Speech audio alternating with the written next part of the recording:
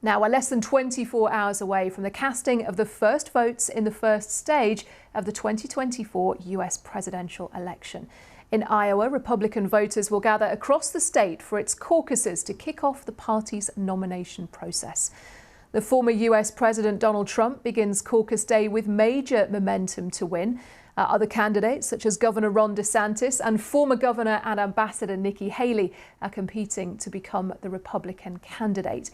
It's set to be a historic night, not just because of the political drama that's surrounding former President Trump and his Republican primary challengers, but because of the bitterly cold weather that they're having there at the moment. Just in the last week, Iowa has been hit by blizzards with life-threateningly low temperatures. Well, our presenter, Katrina Perry, is in Iowa for us, and she talked about the fact that former President Trump was expected to come out way ahead of the others. He's been ahead in every poll that's been taken here in Iowa and nationally since polling for this cycle began. The latest poll came from the very respected newspaper Des Moines Register in conjunction with NBC News that came out on Saturday night that had Donald Trump at 48%.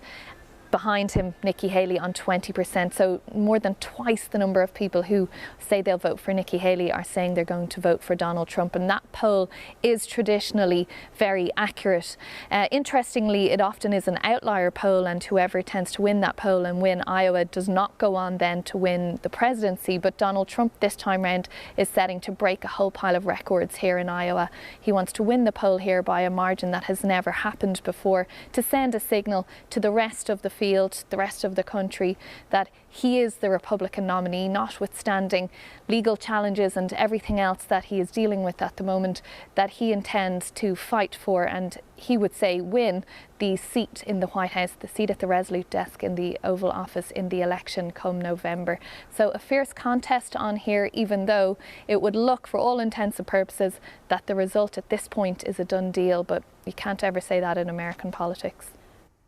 No, you can't. That's Katrina Perry in Iowa. Well, Larry Gersten is a professor of political science at San Jose State University. He's also the author of Trumpism, Bigotry and the Threat to American Democracy. And he explained about the weather conditions in Iowa and how that could affect turnout. It certainly may change the outcome. We know this much. Iowans are very hardy people. But when you're talking about 0 degrees Fahrenheit, even the hardiest are going to think about this twice. So it gets down to organization, campaign organization. Which of these campaigns is organized the best? Because the better organized you are, the easier it will be for you to get out those people who are your supporters to those 1,500 or so precincts, those little gathering places across the states, where all of the people who would vote go to listen to the various candidates in each of their spots or their representatives, and then decide after a while, okay, who am I going to vote for? All those votes are added up, and then in a day, 2, 3, sometimes a week, depending, we'll get the final results. But yes, there'll be people coming out, perhaps not as many, and that's why campaign organization becomes very, very critical. Don't want to make too many predictions about Iowa. This is really an election of expectations. We know that former President Trump, I should say, is expected to get about 50%.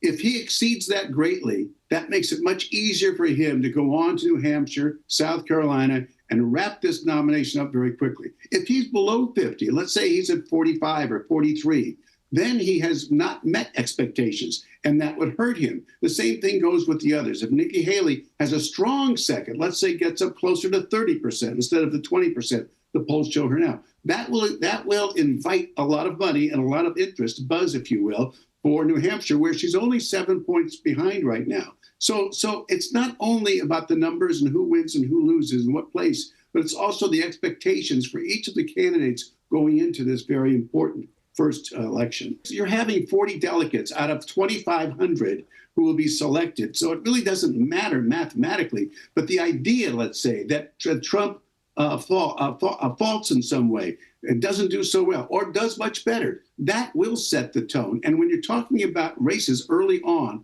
it's so often the case that they do. But as was discussed earlier, the last 3 times we had races for the nomination, every time the person won in Iowa, he did not go on to win later on.